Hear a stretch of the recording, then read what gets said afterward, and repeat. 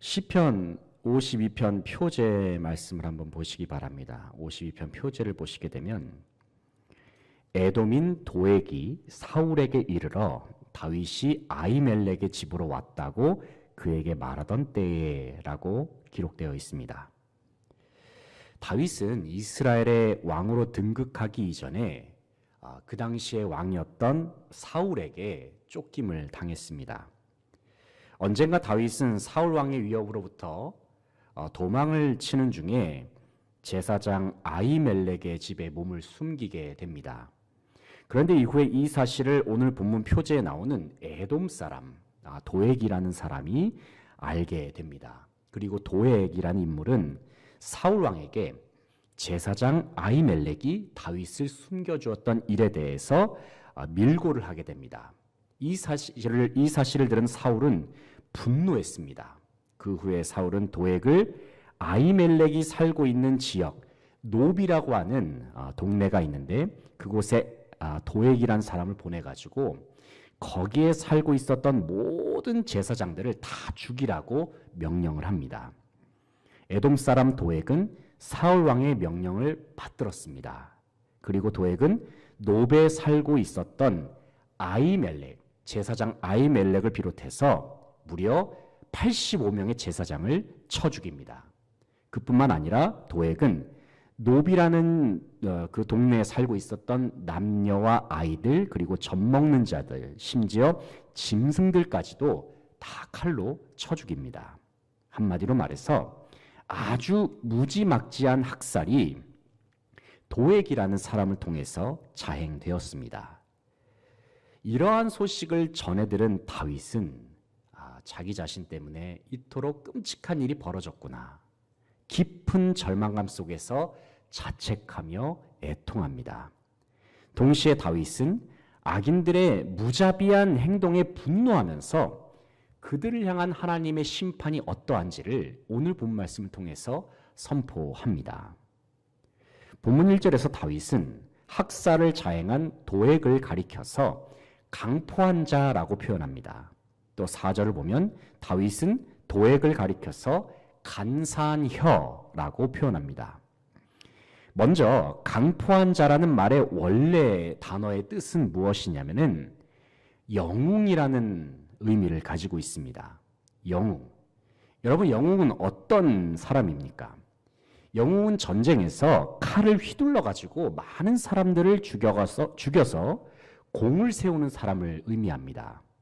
아군에게 있어서 영웅은 칭송을 받는 존재입니다. 하지만 적군에게 있어서 영웅은 그저 잔인한 학살자에 불과합니다. 다윗은 도액을 가리켜서 강포한 자, 학살자라고 그렇게 칭하고 있습니다. 그 다음으로 간사한 혀라는 표현은 자신이 내뱉은 말로 다른 사람을 곤경에 빠뜨리고 해치는 자를 지칭합니다. 앞서 도액이 사울 왕에게 고자질했던 간사한 말들로 인해서 노베 제사장들 무려 85명 이상이 죽임을 당했습니다. 이처럼 도액이 사울 왕에게 다윗이 아히멜렉 집에 숨어 있었다라는 사실을 밀고했던 이유가 무엇일까요? 아마도 도액이란 사람은 사울 왕에게 잘 보여가지고 많은 재물을 얻고 높은 자리를 얻고자 했던 출세의 욕망이 있었던 것 같습니다. 하지만 도액이 품었던 탐욕으로 인해서 무고한 하나님의 사람들은 비참한 죽음을 맞이하게 됩니다. 이러한 광경을 바라보면서 다윗은 분명하게 선언합니다. 그것은 하나님께서는 반드시 도액과 같은 악인을 심판하시고 그들로 하여금 영원한 멸망의 구렁텅이로 쳐넣으신다고 말씀하고 있습니다. 이 시간 5절 말씀을 함께 읽어보겠습니다. 5절 시작. 그런즉 하나님이 영원히 너를 멸하시며 너를 붙잡아 내 장막에서 뽑아내며 살아있는 땅에서 내 뿌리를 빼시리로다. 아멘. 5절의 하반절을 보시게 되면 하나님께서 악인들을 심판하실 때에 그들을 장막에서 뽑아내며 살아있는 땅에서 뿌리를 빼내신다 말씀합니다. 한마디로 말해서 하나님께서는 악인들이 내린 뿌리 그 자체를 없애버리셔서 그들의 존재 자체를 완전히 멸절시키신다는 말씀입니다. 그렇다면 악인이 뿌리를 내렸던 장소는 어디입니까? 악인이 뿌리 내리는 곳은 바로 이 세상입니다. 악인이 뿌리를 내리는 곳은 악한 일들 위에 뿌리를 내립니다. 또 악인들이 뿌리 내리는 곳은 자기들의 마음속에 있는 악한 마음이요 욕심입니다. 하지만 악인들이 뿌리 내린 곳은 언젠가는 반드시 썩어질 것입니다. 반드시 사라져 버릴 것들입니다. 그래서 결국 그들이 내렸던 뿌리는 언젠가는 완전히 뽑힐 수밖에 없습니다. 왜냐하면 그 기초 자체가, 그 집안 자체가 일시적이고 썩어질 것들이기 때문에 그렇습니다. 그렇다면 사람은 어디에 뿌리를 내려야만 안전할 수 있습니까? 사람은 일시적이고 헛된 세상적인 가치가 아니라 포악하고 이기적인 마음이 아니라 영원하신 하나님께 뿌리를 내릴 때에 그때서야 사람은 진정한 평안과 안식을 누릴 수 있습니다. 본문 8절 말씀에서 다윗은 이렇게 말씀합니다. 그러나 나는 하나님의 집에 있는 푸른 감람나무 같으며. 다시 말해서 다윗은 자기 스스로가 하나님께 뿌리를 내린 감람나무와 같음을 고백하고 있습니다. 하나님께서는 하나님께 뿌리 내린 자들을 가리켜서 의인이라고 말씀하십니다. 하나님께서는 그들로 하여금 하나님께 뿌리 내린 자들을 가리켜서 하나님의 백성으로 인정하여 주십니다. 그렇다면 어떠한 사람이 진정 하나님께 뿌리를 내린 의인이라고 할 수 있을까요? 이 시간 본문 말씀을 중심으로 다 함께 생각해 보기를 원합니다. 첫째는 하나님을 두려워하는 자가 주님께 뿌리를 내린 사람입니다. 6절 말씀 함께 읽어보겠습니다. 6절 시작. 의인이 보고 두려워하여 또 그를 비웃어 말하기를. 7절도 읽겠습니다. 시작. 이 사람은 하나님을 자기 힘으로 삼지 아니하고 오직 자기 재물의 풍부함을 의지하며 자기의 악으로 스스로 든든하게 하던 자라 하리로다. 아멘. 6절을 보면 의인이 보고 두려워하며 말씀합니다. 여기서 의인이 두려워하는 이유가 무엇입니까? 왜냐하면 의인들은 악인들을 향한 하나님의 준엄한 심판이 어떠한지를 잘 알고 있었기 때문입니다. 하나님을 두려워하지 않는 악인들은 심판이 임하기 전에는 자기들이 가진 힘으로 모든 것을 다 할 수 있고 모든 것을 다 휘두를 수 있다고 착각합니다. 에돔 사람 도액을 한번 보시기 바랍니다. 그는 하나님을 섬기는 수많은 제사장들을 거리낌 없이 쳐 죽여버렸습니다. 그런데 도액은 이처럼 포악한 죄를 범하였음에도 불구하고 눈 하나 깜짝이지 않고 아무런 죄책감도 느끼지 못합니다. 이처럼 악인들은 눈에 보이지 않는 하나님을 두려워하지 않습니다. 악인들이 진정 두려워하는 것은 그들의 눈에 보이는 것들 뿐입니다. 7절을 보면 다윗은 악인들을 가리켜서 오직 자기의 재물의 풍부함을 의지하며 자기의 악으로 스스로 든든하게 하던 자, 그렇게 악인들을 지칭합니다. 악인들은 자기들 눈에 보이는 화려한 것들, 세상적인 부귀와 명예만을 추구하고 의지합니다. 눈에 보이는 세상의 좋은 것들을 얻기 위해서 극악무도한 죄악도 서슴지 않습니다. 그들의 눈에는 하나님이 보이질 않습니다. 장차 임할 심판도 보이지 않습니다. 그러니 그들은 아나무인으로 무고한 사람들을 해쳐버립니다. 포악한 행동을 자행하는 데 있어서도 전혀 죄책감이 없고 거리낌이 없습니다. 그러나 다윗은 분명히 말씀합니다. 그것은 하나님을 두려워할 줄 모르는 악인은 반드시 하나님께로부터 심판을 당한다는 사실입니다. 사랑하는 성도 여러분, 하나님의 백성, 하나님의 자녀들은 하나님을 두려워할 줄 아는 사람들입니다. 잠언 1장 7절 말씀을 보면 여호와를 경외하는 것이 지식의 근본이거늘 미련한 자는 지혜와 훈계를 멸시하느니라 말씀합니다. 미련한 자, 다시 말해서 하나님을 알지 못하는 악인들은 지혜와 훈계를 멸시합니다. 반면에 주님의 백성들은 하나님을 경외하며 하나님을 두려워하면서 그들에게 주어진 삶을 살아갑니다. 우리의 육신의 눈에는 하나님이 보이지 않습니다. 하지만 하나님은 분명히 살아 계시는 분이십니다. 우리의 믿음의 눈을 한번 열어보시기 바랍니다. 그래서 하나님을 바라보십시오. 우리의 믿음의 눈으로 살아계신 하나님을 우리는 실제로 바라볼 수 있어야 합니다. 놀라운 하나님의 존재를 우리 모두는 온몸으로 체험해야 합니다. 그럴 때 우리는 진정으로 하나님을 두려워할 수 있고 주님과 함께 동행하면서 살아갈 수 있습니다. 하나님을 두려워하는 마음을 가지고 진정 주님께만 뿌리를 둘 수 있는 그러한 인생길을 걸어가는 저와 여러분의 삶이 되시기를 간절히 바라고 소망합니다. 둘째는 하나님께서 주시는 힘으로 살아가는 자가 주님께 진정 뿌리를 내린 사람입니다. 7절, 8절 말씀, 7절, 8절 말씀을 함께 읽겠습니다. 시작. 이 사람은 하나님을 자기 힘으로 삼지 아니하고 오직 자기 재물의 풍부함을 의지하며 자기의 악으로 스스로 든든하게 하던 자라 하리로다. 그러나 나는 하나님의 집에 있는 푸른 감람나무 같으며 하나님의 인자하심을 영원히 의지하리로다. 아멘. 7절 말씀을 보시면 다윗은 악인을 가리켜서 하나님을 자기 힘으로 삼지 아니한다 말씀합니다.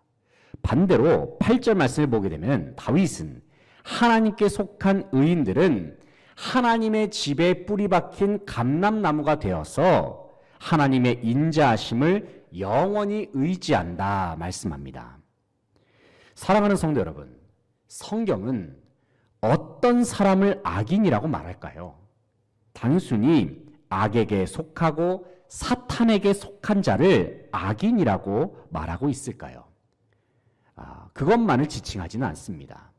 성경이 지칭하는 악인은 사실은 하나님이 아니라 자기 자신의 힘만을 의지하는 사람들, 하나님이 아니라 세상 것만을 추구하는 사람들, 바로 그러한 사람들을 가리켜서 성경은 악인이라고 말합니다. 반면에 어떠한 자가 의인입니까?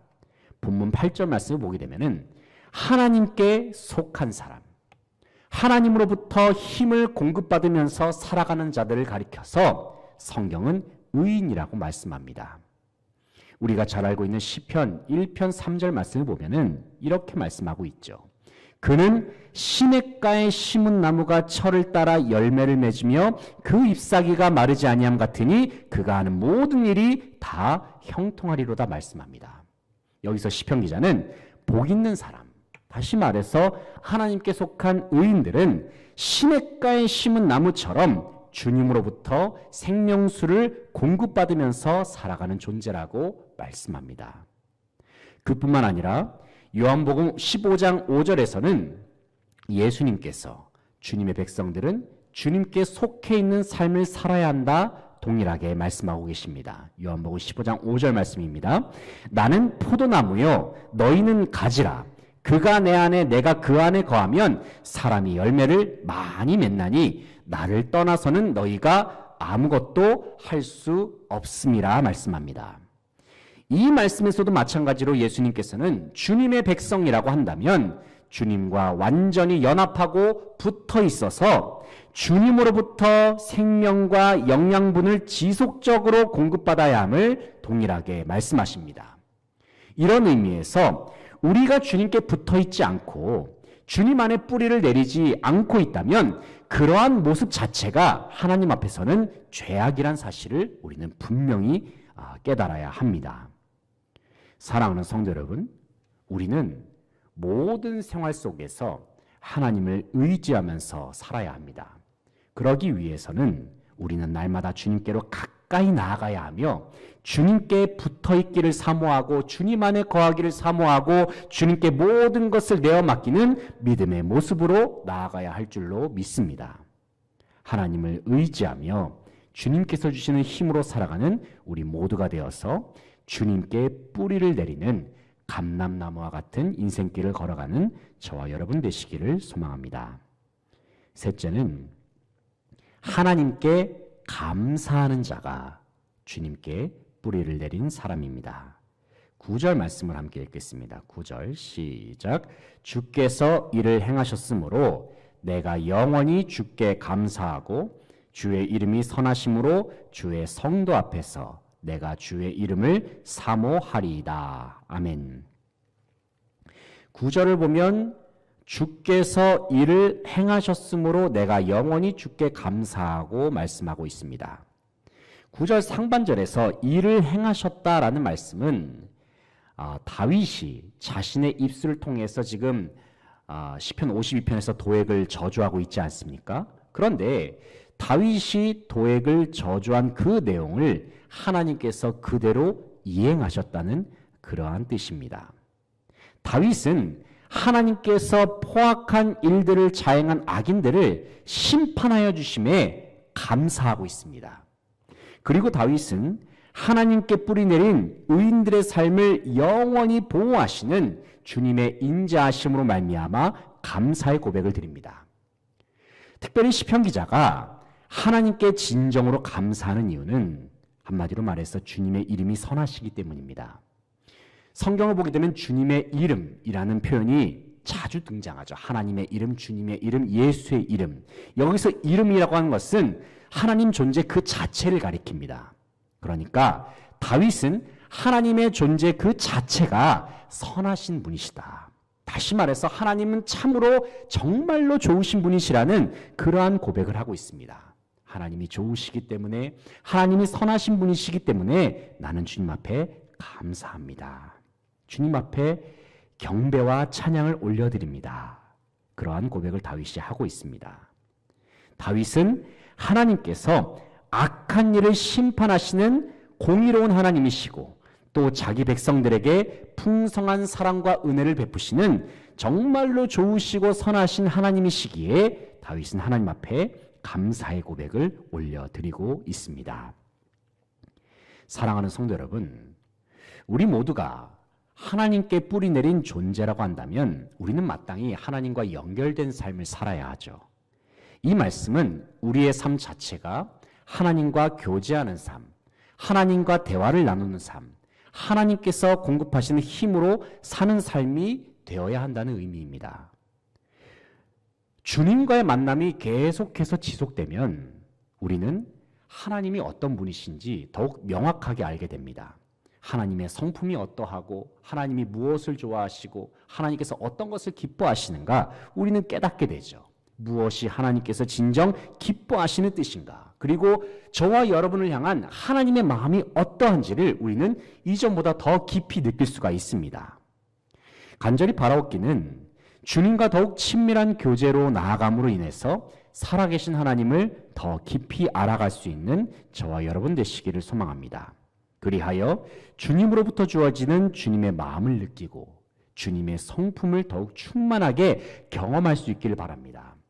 우리를 향한 주님의 뜻과 우리를 사랑하시는 하나님의 마음을 알게 된다면 그때부터 우리는 감사하지 말라고 해도 우리는 감사할 수밖에 없어요. 우리가 하나님을 만나게 되고 우리를 향한 하나님의 뜻을 우리가 깨닫게 되고 하나님께서 우리를 얼마나 사랑하시는지 그 사랑의 마음을 우리가 알게 된다면 기뻐하지 말라고 해도 우리는 하나님을 기뻐할 수밖에 없다는 사실입니다. 무엇보다도 이전보다 더욱 하나님의 사랑과 인자하심을 더욱 깊이 경험하는 저와 여러분이 될 수 있기를 축복합니다. 그래서 주님을 향한 감사하는 마음이 충만한 가운데 주님께 뿌리를 두는 감람나무와 같은 인생길을 걸어갈 수 있는 저와 여러분 되시기를 소망합니다.